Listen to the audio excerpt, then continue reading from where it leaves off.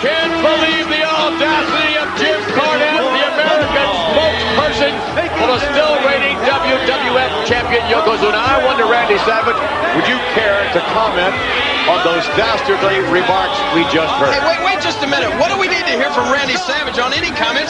Jim Cornette said it all. It's all over and done with. Lex Luger's history. Let's talk about me. Let's talk about what happened to me in SummerSlam. Excuse me, please. Excuse me. Randy Savage, before we were rudely interrupted, your commentary, please.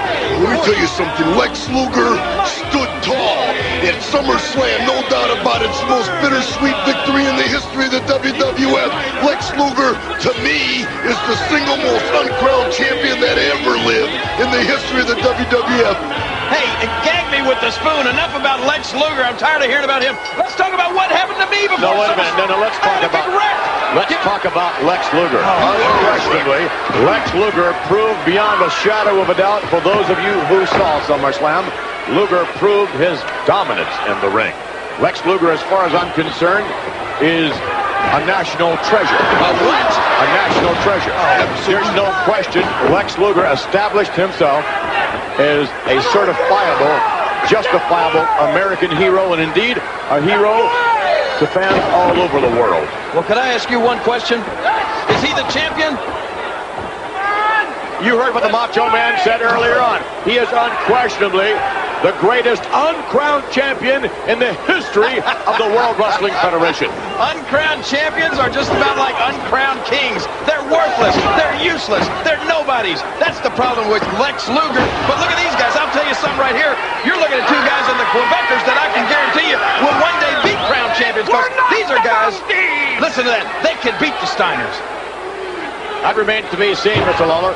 But unquestionably, Lex Luger, as I said before, dominated the matchup at SummerSlam. Lex Luger knocked Yokozuna out. And I, for one, would love to see a rematch, but I'm certain, as we stated earlier on, there will not be one. That is right. That's where brains will win out over brawn any day of the week, and James E. Cornette has the brains. However, if Yokozuna were the competitor he would like to think that he is, he would give Lex Luger a rematch, would he not? Can I tell you about the horrible accident I was involved in? No, you cannot.